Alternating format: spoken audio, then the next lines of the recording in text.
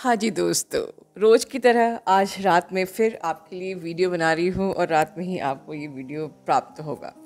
तो चलिए, बहुत सारे जो न्यू अवेकनिंग्स के मुझे इतने मैसेजेस आते हैं कि मैम आज की एक चैनल लिंक कर दीजिए, आज की प्लीज़ एनर्जी बता दीजिए। और किसी को सिम्टोमेटिक असेंशन सिम्टम्स असर हो रहा है कुछ, तो सिम्टम्स व्हाट्सएप पे आप लोग लिख रहे हैं। तो एक डीएफ की रिक्वेस्ट पे मैं आज मिक्स्ड वीडियो बना रही हूँ, और एक ऐसा वीडियो कि इसके बाद आपको चैनलिंग की ज़रूरत ही नहीं पड़ेगी। ठीक है, तो बेसिकली आप दुनिया भर की सारी चैनलिंग सुन लीजिए हर चैनल्स पे।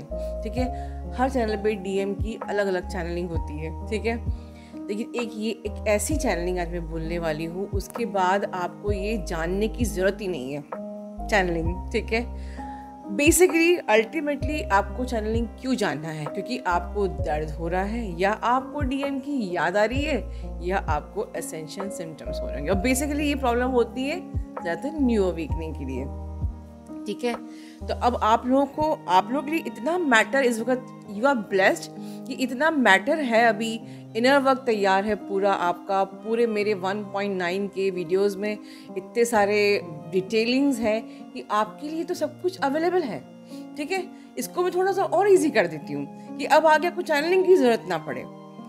समझने की बात ये है, 100 बात की एक बात, कि इस वक्त प्रोसेस ऑफ एवोल्यूशन चल रहा है हमारी मदर अर्थ का। It means we are all evolving our consciousness. ठीक है, तो जब कॉन्शियसनेस इवॉल्व होती है, ठीक है, उस वक्त आपकी एनर्जी और ज़्यादा हाई और रेज होती है राइट। और आपकी फिजिकल बॉडी उस चीज़ को बेयर नहीं कर पाती है, इसीलिए होते हैं आपको असेंशियल सिम्टम्स। बहुत कुछ होता है, उस पर भी बात करेंगे। तो बेसिकली अगर बहुत आसान शब्दों में समझा जाए कि चल क्या रहा है कलेक्टिव में क्या चल रहा है, क्या एनर्जी है, तो आप लोगों ने सुना होगा कि light codes, more the light codes, ठीक है, हमारे प्लैनेट्स में आ रहे हैं। ठीक है, क्यों आ रहे हैं? For the higher evolution of the consciousness.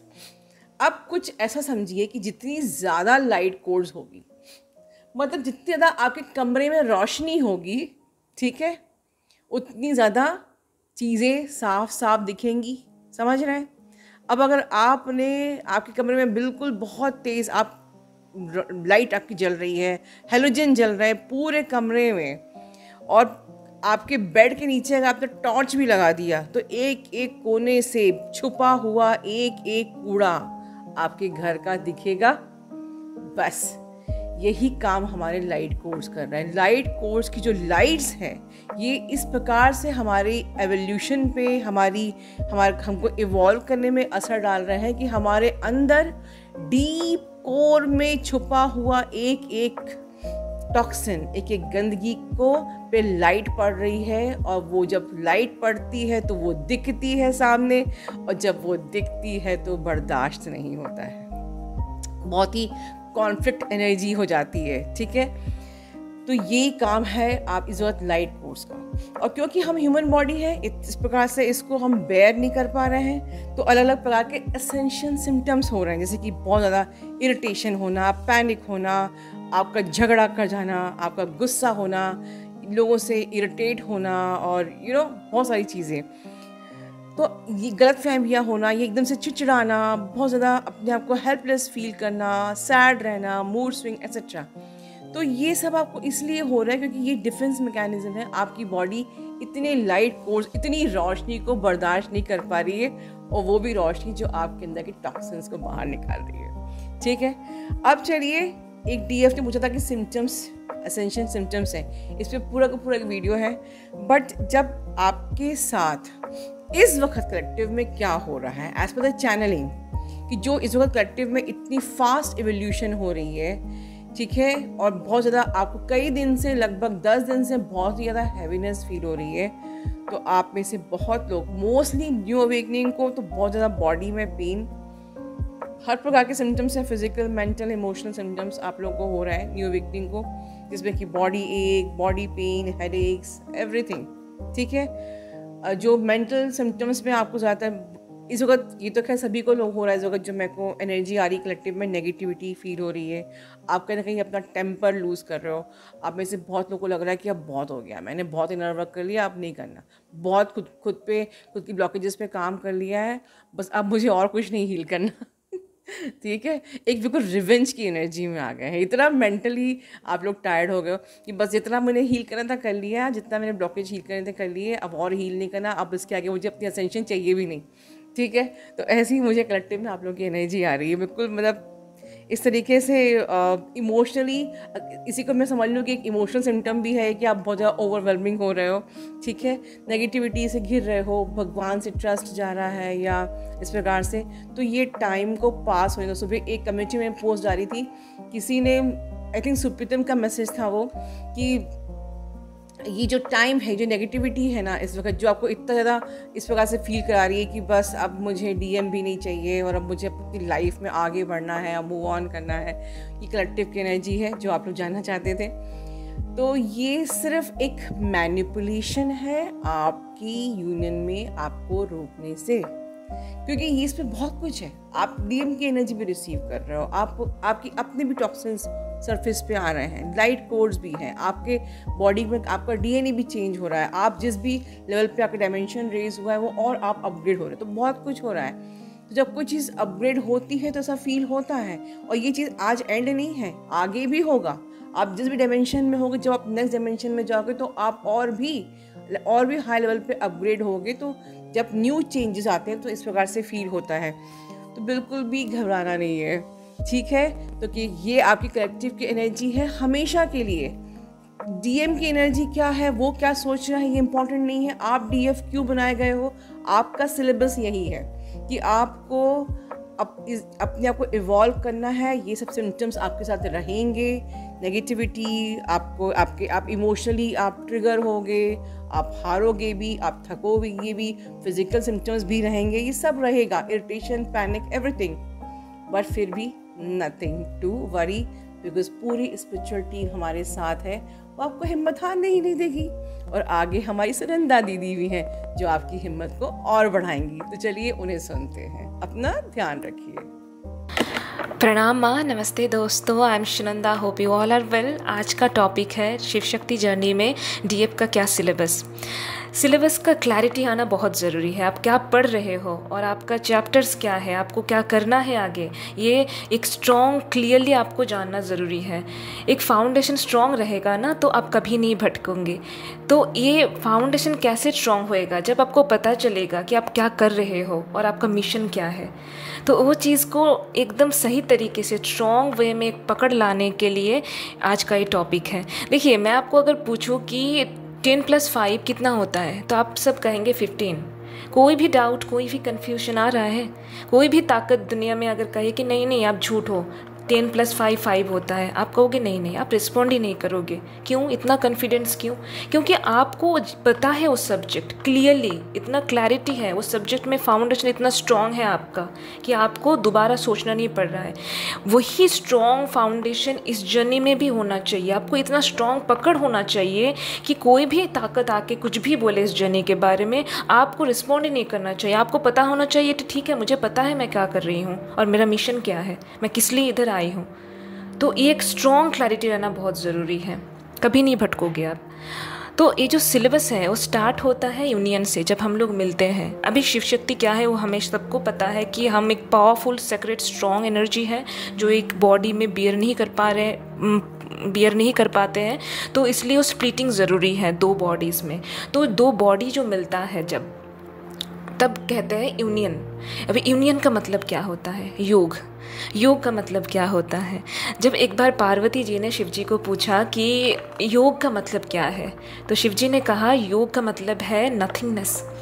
Nothingness क्या है? Nothingness is a state of परमात्मा।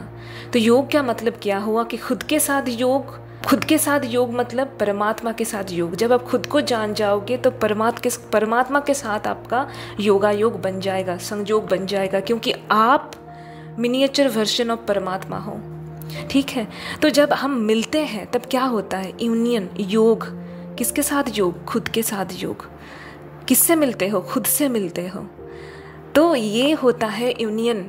कोई भी अलग जो रिलेशनशिप में है, बीएफ जीएफ है, उसका मिलने को हम यूनियन नहीं कहते, योग नहीं बनता। लेकिन हमारे में डीप साधना ये है, पहली बार आप खुद के साथ मिल रहे हो, लेकिन वो आपको, हम लोगों को तो पता नहीं चलता, क्योंकि हम लोग पता नहीं ना कौन है, किसके लिए आए हैं इधर। तो वो चीज़ पता करवाने के लिए, रियलाइजेशन के लिए हम लोगों को अलग अलग जगह पे प्रिपरेशन फेज़ में डालना पड़ता है। यूनियन मतलब डिवाइन को हम लोग को रियलाइज़ करवाने के लिए प्रिपरेशन फेज़ में। तो दोनों का सिलेबस अलग है। डीएम का सिलेबस जो है वो डिवाइनली गाइडेड है, डिवाइन वो सिलेबस कंप्लीट कर देगा, कोई चिंता करने की ज़रूरत नहीं है। अभी हमारा जो सिलेबस है वो क्या है, उसमें हम फोकस करें। हमारा सिलेबस क्या, पहला जो है प्रिपरेशन फेज़ का जो पहला चैप्टर है, हाँ उससे पहले मैं बताना चाहती हूँ कि प्रिपरेशन फेज़ क्यों ज़रूरी है, इसको और क्लियरली समझिए। क्योंकि जब हम मिलते हैं तब हम क्या कहते हैं, हम लोगों को डिस्टॉर्टेड फेमिनिन। क्योंकि हमारा जो, हम तो शक्ति तत्व है, तो वो हमें पता नहीं होता, क्योंकि वो डोरमेंट फेज़ में रहता है, इम्बैलेंस डिसऑर्गेनाइज्ड फेज़ में रहता है, तो वो हमें पता नहीं चलता। लेकिन उसका एक्टिवेशन ज़रूरी है। उसका एक्टिवेशन क्यों ज़रूरी है? क्योंकि एक्टिव शक्ति शिव तत्व को एक्टिव करेगा, तो वो दोनों एक्टिवेशन ज़रूरी है। क्यों ज़रूरी है? क्योंकि दो एक्टिवेशन शक्ति और शिव तत्व जो मिलेंगे, जब अलाइंड में आएंगे, तब डुअलिटी ख़त्म हो जाएगा, वननेस एनर्जी क्रिएट होगा। क्यों ज़रूरी है वननेस का एनर्जी? क्योंकि यूनिवर्स तो वननेस एनर्जी में ही वाइब्रेट करता है। तब हम लोग आए यूनिवर्स को सर्व करने के लिए, तो उस एनर्जी में पहले वाइब्रेट तो करना पड़ेगा ना। तो इस वननेस एनर्जी में वाइब्रेट करना पड़ेगा to serve the mother earth, to heal the mother earth, है ना। तो इसके लिए प्रिपरेशन फेज़। अभी पहला चैप्टर क्या है? पहला चैप्टर है dark night of soul. Dark night of soul तो हमें सब लोगों को पता है, it is very tough, very difficult, painful detachment from everything, 3D से डिटैचमेंट, और बहुत ही एक पेनफुल फेज़ है। लेकिन ये ज़रूरी है, इसका डीपर मीनिंग समझिए। जब आप मंदिर में जाते हो, तब मंदिर में जब गर्भगृह में जाते हो, तब उधर अंधेरा रहता है। जब माँ के गर्भ में एक बच्चा रहता है, उसमें अंधेरा रहता है। आप जब बीज बोते हो अंडर द सॉइल, मिट्टी के अंदर, तब अंधेरा रहता है। तो ये अंधेरा, ये डार्क नाइट किसके लिए ज़रूरी है? यूनिवर्सल लॉ है। जब आपका प्राणा एक्टिवेशन होता है, एक्टिवेशन फेज़ में अंधेरा ज़रूरी है, क्योंकि बाहर का कोई भी एनर्जी, बाहर का 3D का कोई भी एनर्जी अगर टच करे ना इस प्रोसेस को, तब वो ठीक से नहीं हो पाएगा, वो हैम्पर हो जाएगा। वो प्राणा एक्टिवेशन, लाइफ फोर्स एक्टिवेशन, शक्ति तत्व एक्टिवेशन ठीक से नहीं हो पाएगा। ठीक है, इसलिए डार्क नाइट ऑफ जो सोल है वो पहला चैप्टर दिया गया है। ठीक है, तो इसमें हमें क्या करना है? इसको सपोर्ट करना है। सपोर्ट करने के लिए ही यूनिवर्स हमें प्रोटेक्शन देता है, और सपोर्ट करता है किसके द्वारा? हमारे जो चैनल है, माँ से मिलाते हैं, चैनल से मिलाते हैं। तो हम लोग सिस्टमेटिक इनर वर्क करते हैं। अभी देखो, कोई भी सब्जेक्ट, कोई भी चैप्टर पढ़ने के लिए हमें टूल्स चाहिए, है ना। पेन, पेपर, फिर रेफरेंस बुक चाहिए होता है चैप्टर को समझने के लिए। Systematic inner work is a scientific tool to complete your journey. तो इस चैप्टर को आपको सपोर्ट करने के लिए, डिवाइन जो प्रोसेस करवा रहा है, इसको सपोर्ट करने के लिए सिस्टमेटिक इनर वर्क करना ज़रूरी है। मैं धीरे धीरे जब बताते जाऊंगी ना कि आपका सिलेबस क्या है और सिस्टमेटिक इनर वर्क कैसे जुड़े हैं इससे, आपको तब पता चलेगा कि ये कितना ब्यूटीफुली और साइंटिफिकली डिज़ाइंड है। तो इसका जो नेक्स्ट चैप्टर अभी है वो है ट्रांसफॉर्मेशन फेज़। तो डार्क नाइट ऑफ सोल से जब प्राणा एक्टिवेशन हुआ, तब ट्रांसफॉर्मेशन चैप्टर आता है। अभी आपको ये समझने के लिए ना, ये समझना पड़ेगा, ये जो जर्नी है स्थूल जर्नी नहीं है, स्थूल शरीर का जर्नी नहीं है, ये सूक्ष्म जर्नी है, सूक्ष्म शरीर का। ये जो प्राणा एक्टिवेशन हुआ वो बाहर दिखेगा नहीं, उस सूक्ष्म शरीर में जो प्राणा है उसका एक्टिवेशन हुआ, लाइफ फोर्स का एक्टिवेशन हुआ। तो ट्रांसफॉर्मेशन का मतलब क्या होता है? ट्रांसफॉर्मेशन चैप्टर में क्या होता है? जो प्राणा एक्टिवेशन हुआ, लाइफ फोर्स का एक्टिव हुआ, वो आपको ऊपर लाना पड़ेगा, ट्रांसफ़र करना पड़ेगा। तो ट्रांसफ़र करते करते जब आप ऊपर लाएंगे ना, तो वो ट्रांसफॉर्मेशन होते रहेगा ऑटोमेटिकली, क्योंकि जो एनर्जी, जो शक्ति पहले मूलाधार चक्रा से sacral, then solar plexus, then Anahata chakra, then हमारा विशुद्ध चक्रा, देन आग्रा चक्रा में आएगा। वो ऊपर, ये पूरा ट्रांसफॉर्मेशन फेज़ में वो ट्रांसफॉर्म होएगा और ऊपर आएगा। लाइफ फोर्स क्यों ज़रूरी है ये समझिए। लाइफ फोर्स जो है ना, वो तब तक कुछ नहीं कर पाएगा जब तक उसके साथ एक्शन नहीं जोड़ पाएगा, मतलब मूवमेंट नहीं आएगा। तो ये एक्शन, मूवमेंट, ये क्या है? ये शिव तत्व है। तो जब शक्ति तत्व, लाइफ फोर्स शिव तत्व से अलाइंट में आएगा, मतलब एक्शन के साथ जुड़ेगा, मूवमेंट के साथ जुड़ेगा, तब क्या होएगा? क्रिएशन। क्रिएशन करना ही हमारा मिशन है। क्या क्रिएट करना? 5D world. कैसे? उस वननेस एनर्जी में आके, by our unconditional love, passion, compassion and our kindness. तो इसलिए ट्रांसफॉर्मेशन फेज ज़रूरी है। वो लाइफ फोर्स को हमें आगा चक्र में लाना है, शिव तत्ता से आपको वो अलाइंट में करना है और वननेस एनर्जी में आना है। ये आप नहीं कर पाते हो, ये डिवाइन ने करवाता है। आप खाली सपोर्ट करते हो by doing chakra, by doing the 11 inner work and systematic inner work. इसलिए इतना ज़रूरी है। अभी देखो इस ट्रांसफॉर्मेशन फेज़ में ना हीलिंग एंड रिलीजिंग साइमल्टेनियसली चलता है। मतलब अभी ये हीलिंग जो रिलीजिंग हो रहा है वो सूक्ष्म शरीर में हो रहा है, वो धीरे धीरे धीरे धीरे ग्राउंड होगा, फिर बाहर भी आपको दिखेगा। अभी आपका जो आउटर रियलिटी है ना, आपका जो आउटर बिहेवियर है, वो पूरा का पूरा डिपेंड करता है कि आपका चक्रा, कौन सा चक्रा कितना हील हुआ। सपोज मान लो आप अपने कार्मिक पैटर्न जो है वो ब्रेक नहीं कर पा रहे हो बाहर में, तो कौन सी चक्रा में अभी तक ब्लॉकेजेस है? आपका डिपेंडेंसी अभी तक नहीं गया, आपका करेज नहीं आया, तो सोलर प्लेक्सस एंड सैक्रल चक्रा, ये दोनों में एनर्जी अभी तक रिलीज नहीं हुआ, हील नहीं हुआ, इसलिए बाहर में वो आप कर नहीं पा रहे हो। तो होना जब कंप्लीट हो जाता है ट्रांसफॉर्मेशन और अलाइंट में आ जाते हो आप शिव एंड शक्ति तत्व दोनों, तब होता है वननेस एनर्जी, तब डुअलिटी ख़त्म हो जाता है। तब शक्ति बोल के भी कुछ अलग सा नहीं है, शिव बोल के कुछ अलग सा नहीं है। तब होता है अलाइंटमेंट, वननेस एनर्जी। जो नेक्स्ट चैप्टर है वो है वननेस एनर्जी में आना, वो न्यूट्रल फेज में आना। उसमें क्या होता है, वो किस लिए ज़रूरी है? क्योंकि वो हमारा ऑथेंटिक वर्जन है, वो वननेस कि सारा डुअलिटी ख़त्म, कोई नहीं है। जो बाहर में हम लोग डीएम को देखते हैं ना, वो बाहर नहीं है, वो अंदर है। तो फिर से खुद के साथ जब आप मिलते हो तो फिर से आपका यूनियन होता है, तब आप अंदर अपने डीएम को फील कर पाते हो और ये सत्य आपको पता चल जाता है कि हम ही हैं हमारा डीएम और बाहर में कोई नहीं है। अब खुद के साथ जो अंदर में आप एनर्जी को महसूस करते हो और इस जर्नी को आप इंजॉय करते हो, तब 3D में जब आउटर रियलिटी ऑफ डीएम है आपके सामने आता है ना। तो इसको कहते हैं हम लोग रीयूनियन, खुद के साथ जुड़ना। और खुद के साथ जब जुड़ते हो तब डिवाइन के साथ जुड़ते हो, क्योंकि डिवाइन भी वननेस की एनर्जी में वाइब्रेट करता है और डिवाइन से जुड़ना मतलब परमात्मा के साथ जुड़ना। आपको 3D रियूनियन चेज़ नहीं करना पड़ेगा, 3D रियूनियन आपको चेज़ करेगा, है ना। आपको खाली उस वननेस एनर्जी में आना है। अभी जो नेक्स्ट चैप्टर है वो है मेंटेन, मतलब न्यूट्रल एनर्जी, वननेस एनर्जी को आपको मेंटेन करना पड़ेगा। देखिए इट नीड्स प्रैक्टिस। आप कभी एक बैट्समैन को पूछना कि जब बॉल आता है तो क्या 10 मिनट सोचता है कि अच्छा ये बॉल को मुझे छोड़ना है कि 4 मारना है कि छक्का मारना है? नहीं, वो रिफ्लेक्स में हो जाता है क्योंकि इतना प्रैक्टिस किया उन्होंने। तो आपको प्रैक्टिस नीड्स प्रैक्टिस कि वो एनर्जी आप मेंटेन कर पाओ, वो लाइफ फोर्स को सही डायरेक्शन में मूवमेंट देना, उसको कब एक्शन में लाना है, उसको कब कैसे आगे बढ़ना है, क्योंकि लाइफ फोर्स को कभी स्टक नहीं होने देना, उसको मूवमेंट ज़रूरी है। जब भी आप सोचते हो कि मैं ऐसे कैसे कर सकती हूँ, सोसाइटी क्या सोचेगा, या फिर मैं कंफर्ट जोन में हूँ, ये तो करना ही पड़ेगा, मतलब आप अपने लाइफ फोर्स को स्टक कर रहे हो, शक्ति तत्व को शिव तत्व से मिलने नहीं दे रहे हो। जब आपको ऐसे स्टक महसूस होगा तब आपका मतलब आपका मूवमेंट बंद हो चुका है। तो इसलिए आपको मेंटेन करना पड़ेगा, वो जो न्यूट्रल एनर्जी या वननेस एनर्जी आपको मेंटेन करना पड़ेगा, प्रैक्टिस करना पड़ेगा। ये हुआ कंप्लीट सिलेबस आपका। अभी ये लीनियर नहीं है कि ऐसा ही चलेगा।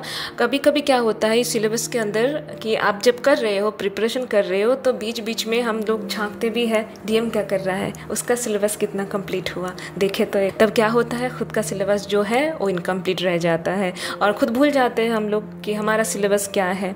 तो डिवाइन को फिर से हमें डार्क नाइट ऑफ सोल में भेजना पड़ता है, फिर से वो ट्रांसफॉर्मेशन प्रोसेस जो है लेंदी हो जाता है, डिवाइन इंटरवेंशन करना पड़ता है फिर, क्योंकि यूनिवर्स को जो काम चाहिए वो चाहिए, देखिए वो आपको जितना तड़प है ना रियूनियन के लिए, यूनिवर्स को कई गुना ज़्यादा तड़प है, क्योंकि आपको पता नहीं है इस जर्नी के लिए यूनिवर्स कितना एनर्जी इन्वेस्ट करता है, तो उसको आउटकम चाहिए। ऐसे ही इन्फिनाइट इंटेलिजेंस एनर्जी वेस्ट नहीं करता है, तो आपको खाली सपोर्ट करना है। आपको ये सोचना आपका काम नहीं है।